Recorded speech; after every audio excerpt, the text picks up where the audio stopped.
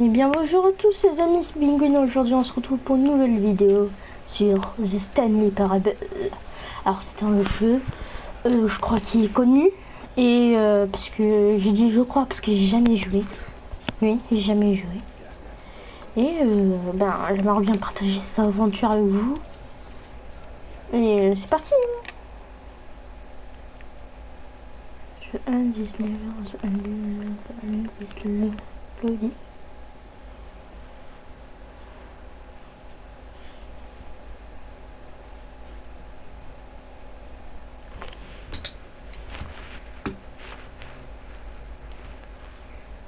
This is the story of a man named Stanley. Stanley worked for a company in a big building where he was employee number 427. Employee number 427's job was simple. He sat at his desk in room 427 and he pushed buttons on a keyboard. Orders came to him through a monitor at his desk, telling him what buttons to push, how long to push them, and in what order. Ouais, ça c'est bon attends ce que j'ai eu. Alors qu'est-ce que j'ai à faire? Ok. Alors je comprends. All of his co-workers were gone. What could it mean? Stanley decided to go to the meeting room. Perhaps he had simply missed a memo. Raté le numéro. When Stanley came to a set of two open doors, he entered the door on his left. Yes. This was not the correct way to the meeting room, and Stanley knew it perfectly well. Perhaps he wanted to stop by the employee lounge first, just to admire it. Oui, exactement.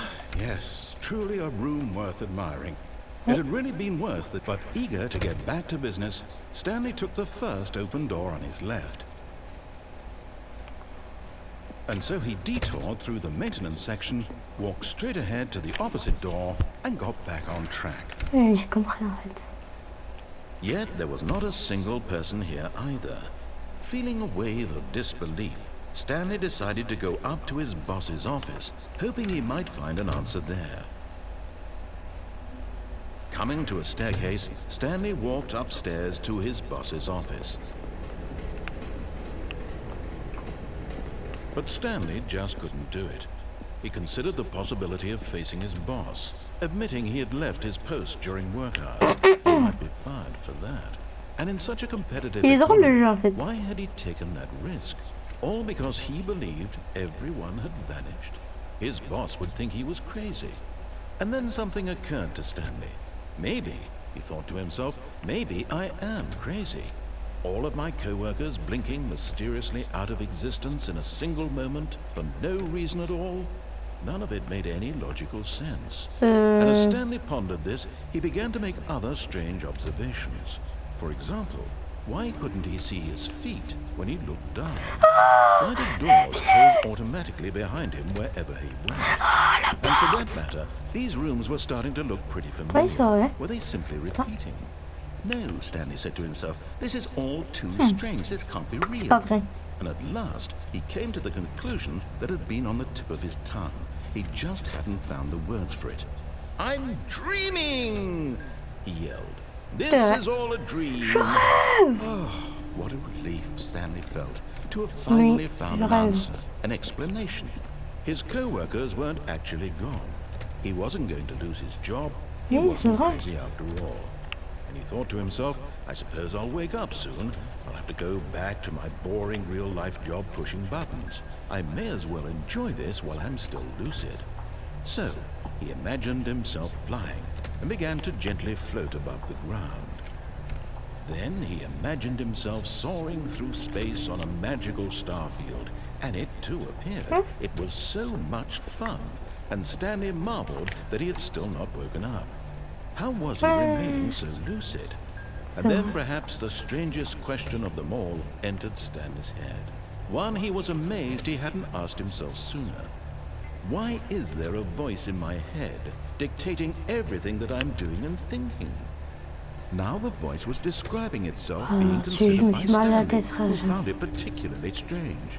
I'm dreaming about a voice describing me, thinking about how it's describing my thoughts, he thought. And while he thought it all very odd and wondered if this voice spoke to all people in their dreams, the truth was that, of course, this was not a dream. How could it be? Was Stanley simply deceiving himself, believing that if he's asleep, he doesn't have to take responsibility for himself? Stanley is as awake right now as he's ever been in his life. Now, hearing the voice speak these words was quite a shock to Stanley. After all, he knew for certain, beyond a doubt, that this was in fact a dream. Did the voice not see him float and make the magical stars just a moment ago? How else would the voice explain all that? This voice was a part of himself too. Surely, if he could just... He would prove it. He would prove that he was in control, that this was a dream. So he closed his eyes gently, and he invited himself to wake up. He felt the cool weight of the blanket on his skin, the press of the mattress on his back, the fresh air of a world outside this one. Let me wake up, he thought to himself. I'm through with this dream. I wish it to be over. Let me go back to my job. Let me continue pushing the buttons. Please, it's all I want. I want my apartment, and my wife, and my job. All I want is my life exactly the way it's always been. Alors ceux qui connaissent, ils sont en mode... Ouais, comprendre tout, et moi je suis paumé. I am okay.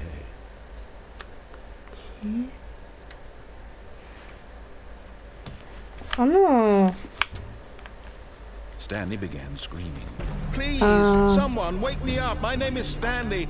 I have a boss. I have an office. I am real. Please, just someone tell me I am real. I must be real. I must be. Can anyone hear my voice? Who am I? Who am I? And everything went black.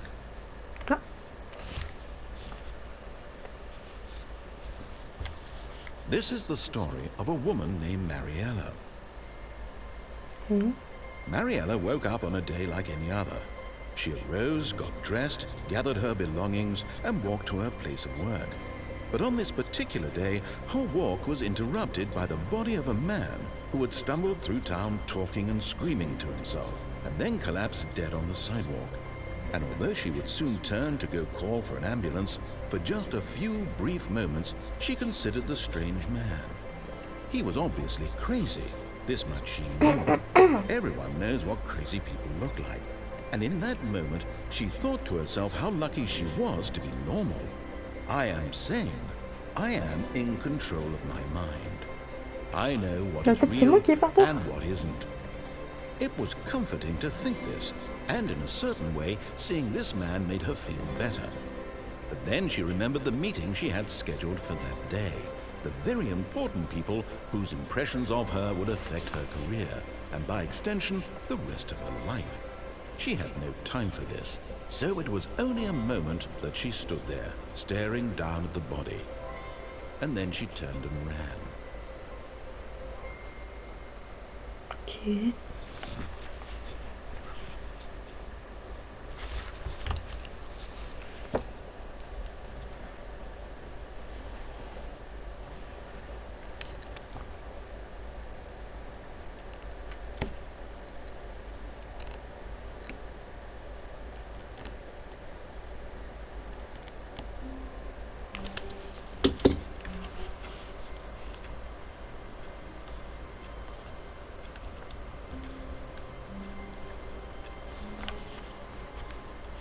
All of his co-workers were gone. What could it mean? Stanley decided to go to the meeting room. Perhaps he had simply missed a memo.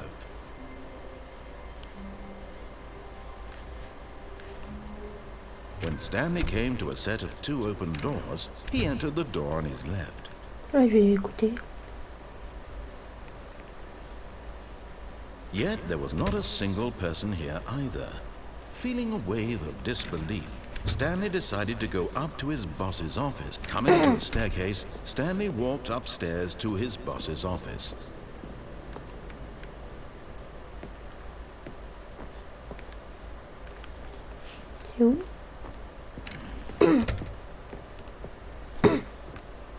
Stepping into his manager's office, Stanley was once again stunned to discover not an indication of any human life. Shocked, unraveled, Stanley wondered in disbelief who orchestrated this, what dark secret was being held from him.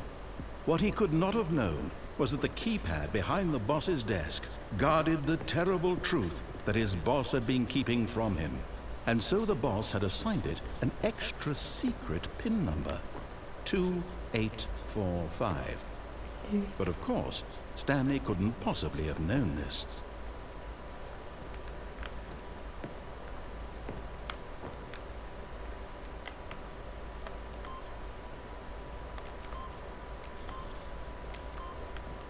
Yet incredibly, by simply pushing random buttons on the keypad, Stanley happened to input the correct code by sheer luck. Amazing. He stepped into the newly opened passageway. That's it.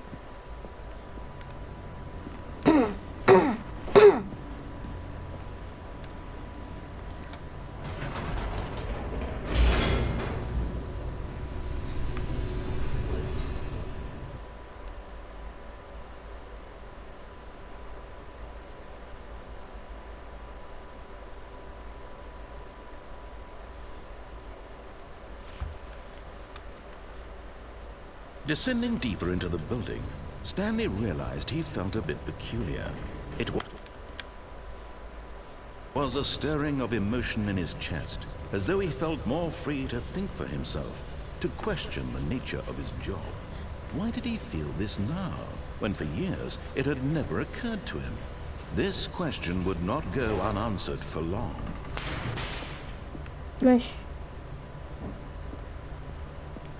Stanley walked straight ahead through the large door that read Mind Control Facility. The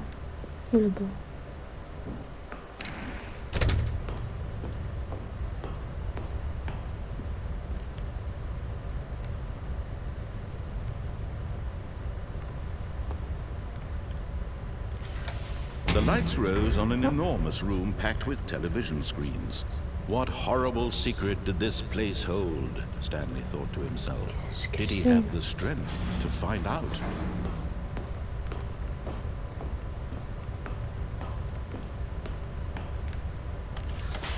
Now the monitors jumped to life, their true nature revealed. Each bore the number of an employee in the building, Stanley's co-workers. The lives of so many individuals reduced to images on a screen. And Stanley, one of them, eternally monitored in this place where freedom meant nothing. On doit faire quoi? Personne.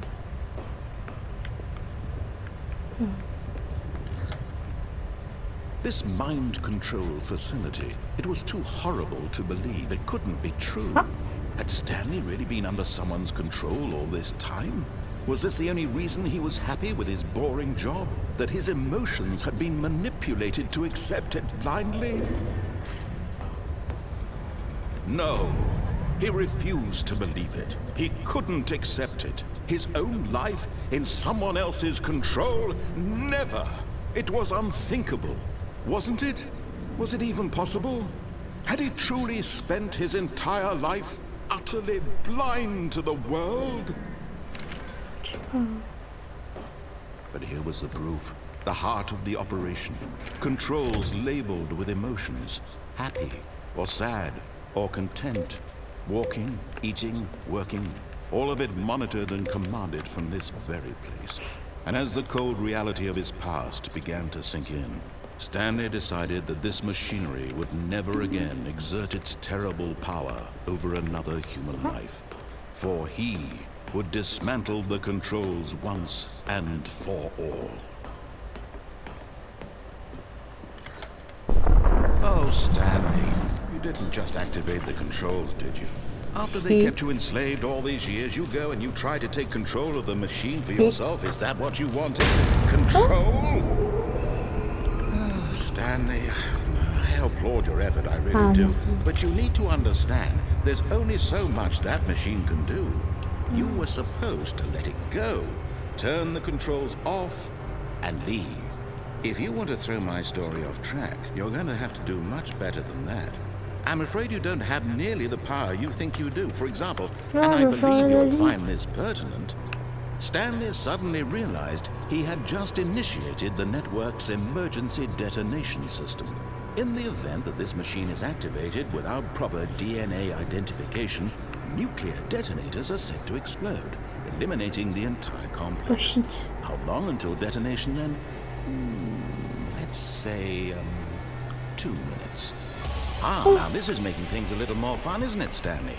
It's your time to shine. You are the star. It's your story now. Shape it to your heart's desires. Oh, this is much better than what I had in mind. What a shame we have so little time left to enjoy it. Mere moments until the bomb goes off. But what precious moments each one of them is. More time to talk about you, about me, where we're going. What all this Je vais means, éteindre, I non? barely know where to start. What's that? You'd like to know where your co-workers are? A moment of solace before you're obliterated? All right, I'm in a good mood. You're gonna die anyway. I'll tell you exactly what happened to them. I erased them. I turned off the machine. I set you free.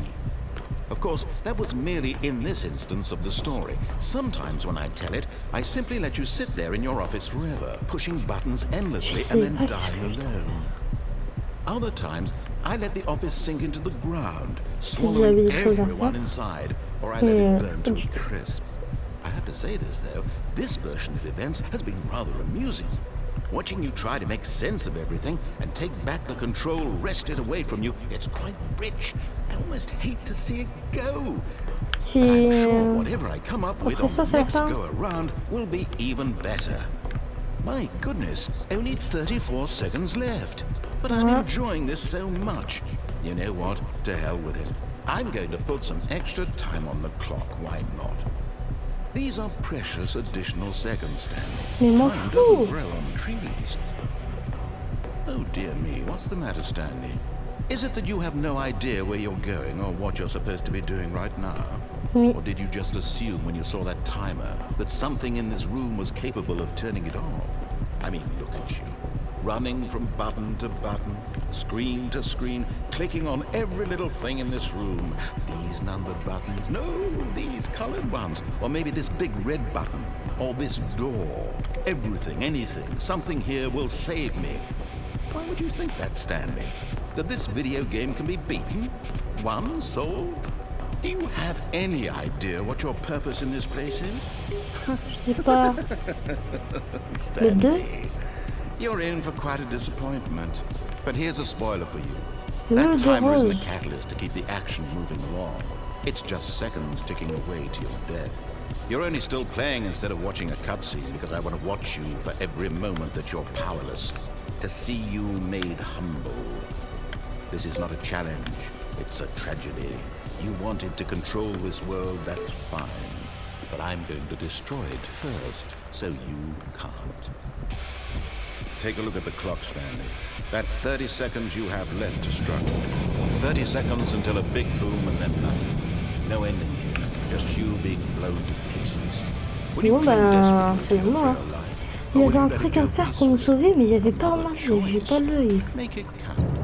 Ah, je vais aller là-bas pour fêter ma mort. And believe me, I will be laughing at every second of your inevitable life from the moment we fade in until the moment I say happily ever after. Bah d'accord.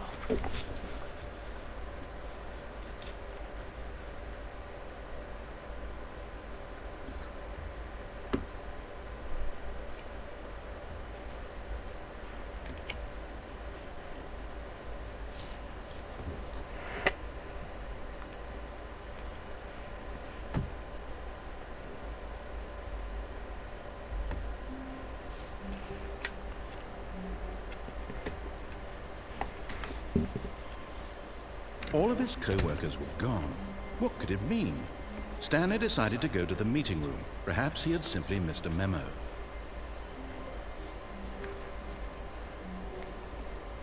When Stanley came to a set of 2 open doors, he entered the door on his left.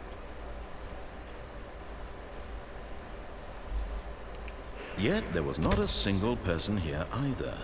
Feeling a wave of disbelief, Stanley decided to go up to his boss's office. Coming to a staircase, Stanley walked upstairs to his boss's office.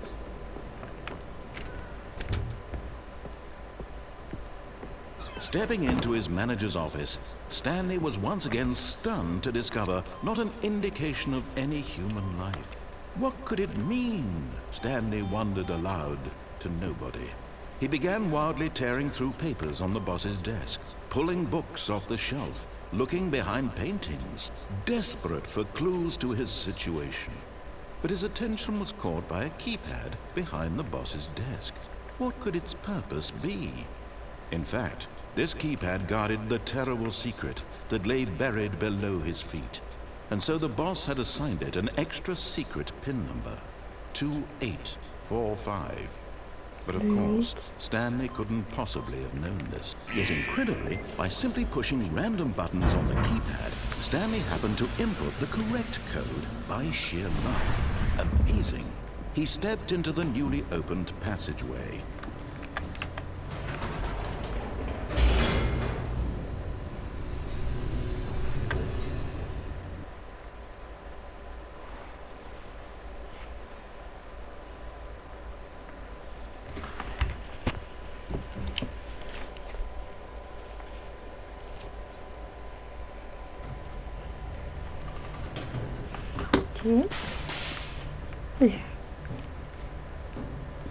Stanley walked straight ahead through the large door that read Mind Control Facility.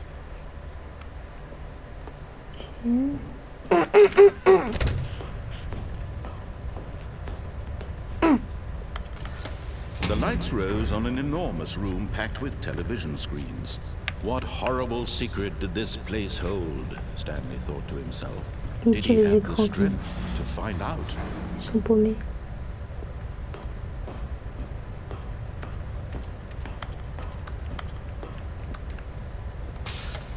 Now the monitors jumped to life, their true nature revealed. Each bore the number of an employee in the building, Stanley's co-workers. The lives of so many individuals reduced to images on a screen. And Stanley, one of them, eternally monitored in this place where freedom meant nothing. Alors le trophée d'obtenir son premier trophée. This mind control facility, it was too horrible to believe. It couldn't be true. Mais lui, il y a un gars qui Had l'a pas. Stanley really been under someone's control all this time? Was this the only reason he was happy with his boring job? That his emotions had been manipulated to accept it blindly? No. He refused to believe it. Yeah. He couldn't accept it. His own life in someone else's control? Never. no. It was unthinkable, wasn't it? Was it even possible? Had he truly spent his entire life utterly blind to the world? But here was the proof. The heart of the operation. Controls labeled with emotions. Happy or sad or content. Walking, eating, working, all of it monitored and commanded from this very place. And as the cold reality of his past began to sink in, Stanley decided that this machinery would never again exert its terrible power over another human life. For he would dismantle the controls once. Ok.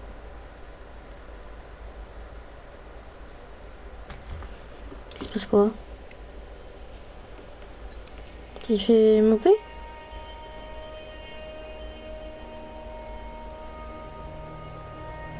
Blackness and a rising chill of uncertainty. Was it over? Yes. He had won. He had defeated the machine, unshackled himself from someone else's command. Freedom was mere moments away. And yet, even as the immense door slowly opened, Stanley reflected on how many puzzles still lay unsolved. Where had his co-workers gone? How had he been freed from the machine's grasp? What other mysteries did this strange building hold? But as sunlight streamed into the chamber, he realized none of this mattered to him, for it was not knowledge or even power that he had been seeking, but happiness. Perhaps his goal had not been to understand, but to let go. No longer would anyone tell him where to go, what to do, or how to feel. Whatever life he lives, it will be his. And that was all he needed to know. It was perhaps the only thing worth knowing. Stanley stepped through the open door. Stanley felt the cool breeze upon his skin, the feeling of liberation, the immense possibility of the new path before him. This was exactly the way, right now, that things were meant to happen. And Stanley was happy. Yippee!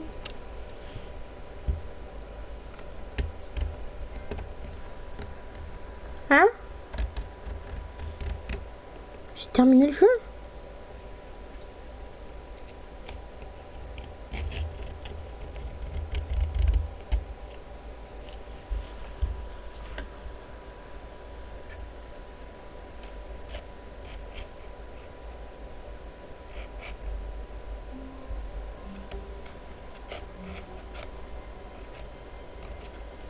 Bon ben les gars, c'était Penguin, à la prochaine et à plus. Et n'oubliez pas d'appuyer sur le bouton like et de vous abonner. Ciao!